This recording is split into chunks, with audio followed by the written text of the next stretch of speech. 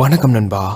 என்கிட்ட ரிப்பீட்டடாக எல்லாருமே கேட்டுக்கிட்டே இருக்கீங்க, ப்ளீஸ் லா ஆஃப் அட்ராக்ஷனை பற்றி ஒரு வீடியோ போடுங்க, ஈர்ப்பு விதியை பற்றி ஒரு வீடியோ போடுங்க அப்படின்ட்டு. ஸோ இந்த வீடியோ உங்களுக்கான வீடியோ தான். எல்லாருமே கடைசி வரைக்கும் தொடர்ந்து பாருங்கள். நான் சும்மா வள கொலான்லாம் இழுக்காமல் முக்கியமான விஷயம் என்னமோ ஷார்ட் அண்ட் ஸ்வீட்டாக உங்களுக்கு புரியுற மாதிரி நான் சொல்கிறேன். இந்த லா ஆஃப் அட்ராக்ஷன் அப்படின்னா அந்த பேர்லேயே உங்களுக்கு ஒரு புரிதல் கிடைக்கும். இந்த பிரபஞ்சம் இருக்குல்ல, இந்த உலகம், இந்த இயற்கை இருக்குதுல்ல, அதுக்கிட்ட நீங்கள் என்ன கேட்குறீங்களோ அது நடக்குங்க. நீங்கள் கன்ஃபியூஸ் ஆகிக்கக்கூடாது. நான் சாமிக்கிட்ட கேட்குறேன், ஸோ சாமி எனக்கு கொடுக்குது, அதெல்லாம் செகண்டரி. நம்ம அதை பற்றி பேச வரல.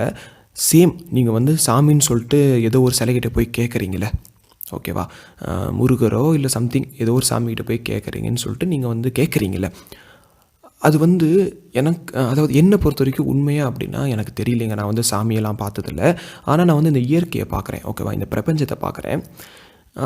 ஸோ நீங்கள் சாமிக்கிட்ட வேண்டுற மாதிரி டெய்லியுமே ஒரு ½ hour உங்களோட வாழ்க்கை எப்படி மாறணுமோ அதை ஒரு மெடிடேஷன் மூலிமா, ஓகேவா, ஒரு ½ hour ஒரு மெடிடேஷன் மூலிமா என் வாழ்க்கை இப்படி இருக்கணும், என் வாழ்க்கை அப்படி இருக்கணும், எல்லாருமே என்னை புகழணும், நான் நல்ல ஒரு பணக்காரனாக இருக்கணும், நான் நல்ல கௌரவமாக நல்ல ஒரு சொத்து சம்பாரித்து ரொம்ப ஒரு சந்தோஷமாக நல்ல ஒரு பெரிய நிலையில் இருக்கணும், என் கையில் இருக்கிற காசை நான் நல்லா செலவு பண்ணணும், இல்லை உதவி அப்படின்னு சொல்லிட்டு என்கிட்ட கேட்டு வருவாங்க.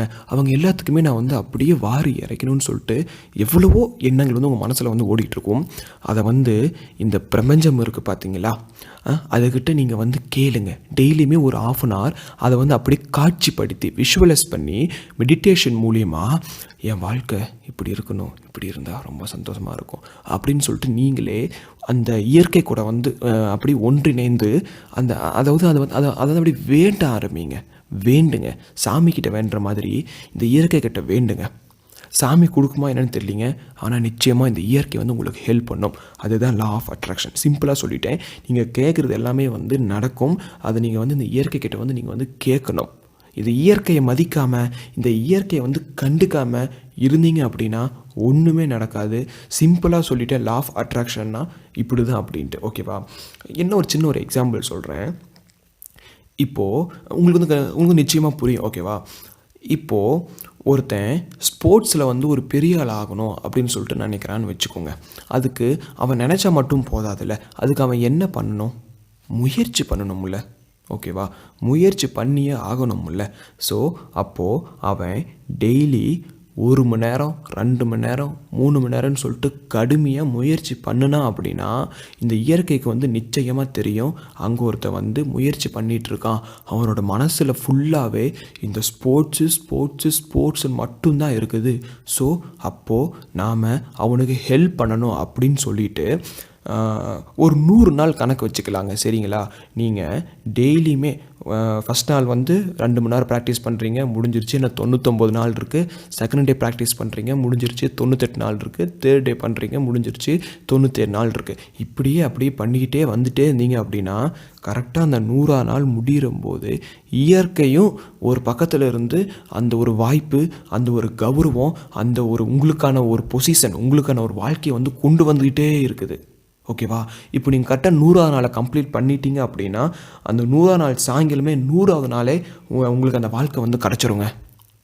இதை விட்டுட்டு இவன் டெய்லியுமே வேலையே செய்யாமல், டெய்லியுமே பயிற்சியே பண்ணாமல், டெய்லியுமே முயற்சியே பண்ணாமல் மனசுக்குள்ளே மட்டும் நினச்சிக்கிட்டே இருந்தீங்க அப்படின்னா அது 1000 100 எப்படி சொல்கிறதுனா அந்த வருஷங்கள் கடந்து போயிடும்.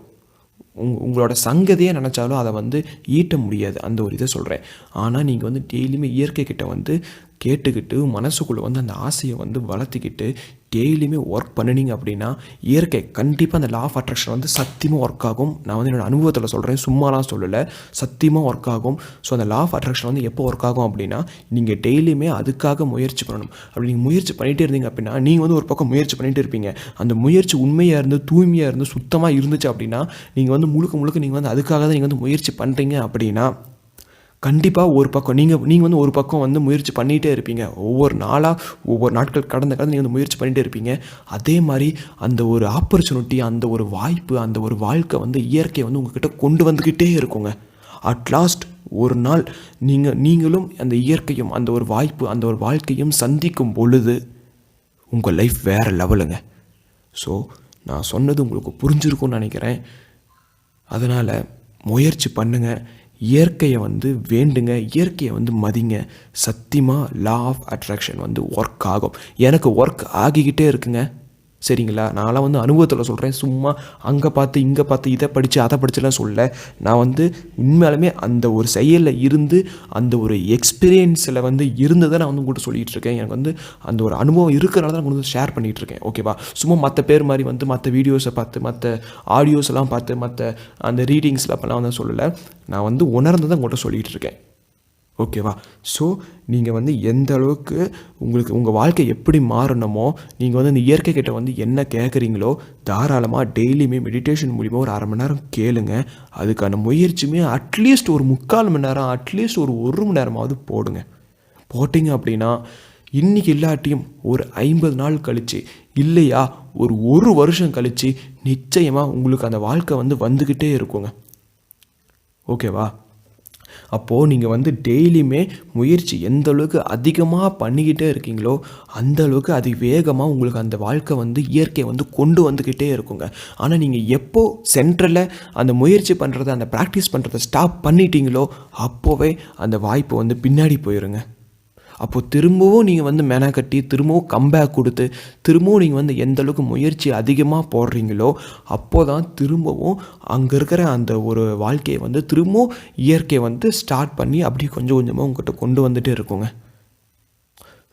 ஸோ நான் என்ன சொல்கிறேன் புரியுதா உங்களுக்கு? அதனால் அட்லாஸ்ட் நீங்கள் என்ன பண்ணணும் அப்படின்னா இயற்கையை மதிக்கணும், டெய்லியுமே அந்த ஒரு தாட் ப்ராசஸில் இருக்கணும், அண்ட் டெய்லியுமே முயற்சியும் வேணும், பயிற்சியும் வேணும். இந்த செயல்பாடுகள் இருந்தால் மட்டும் போதும். நீங்கள் தாங்க ராஜா. நீங்கள் நினச்சது எல்லாமே நடக்குங்க. அண்ட் ஒரு விஷயம், நீங்கள் வந்து எதை விதைக்கிறீங்களோ அதை தான் வந்து நீங்கள் வந்து அறுவடை செய்வீங்க. ஓகேவா? நீங்கள் வந்து இயற்கை கிட்ட நல்ல விஷயங்களாக நீங்கள் வந்து கேட்டிங்க அப்படின்னா நிச்சயமாக உங்கள் வாழ்க்கையில் எல்லாமே நல்லதாக தான் நடக்கும். அதை விட்டுட்டு இந்த கெட்டது, இந்த பொண்ணுங்களை வந்து கொஞ்சம் அந்த மாதிரிலாம் பண்ணலாம், ப்ளீஸ் அப்படிலாம் கேட்டிங்கன்னா அது நடக்கும். ஏன்னா இயற்கைக்கு வந்து நல்லது கெட்டதெல்லாம் தெரியாது. ஆனால் அதுக்கப்புறம் உங்கள் வாழ்க்கை என்ன தெரியுங்களா ஆகும்? நாசமாக போயிடும். ஸோ இந்த இயற்கை வந்து ஒரு குழந்தை மாதிரி. ஓகேவா? எப்படி திருப்பினாலும் அது வந்து வேலை செய்யும். அதாவது ஒரு குழந்தை நிற்குதுன்னு வச்சுக்கோங்களேன், இப்படி திருப்பிவிட்டு அங்கிட்டு போனால் அது அப்படி போகும், இப்படி திருப்பிவிட்டு இங்கிட்டு போனால் அது இப்படி போகும். அதுக்கு எதுவுமே தெரியாது. அதே மாதிரி இந்த இயற்கையும் நீங்கள் வந்து எதை விதைக்கிறீங்களோ அதை மட்டும்தான் அறுவடை செய்வீங்க. அதனால் யோசிச்சு தெரிஞ்சு புரிஞ்சு உங்கள் வாழ்க்கையை வந்து நல்லபடியாக வாழுங்க. இந்த இயற்கையை மதித்து நீங்கள் வந்து கேட்க ஆரம்பிங்க. இந்த இயற்கை நிச்சயமாக கொடுக்கும். உன் வாழ்க்கை உன் கையில். நன்றி நண்பா.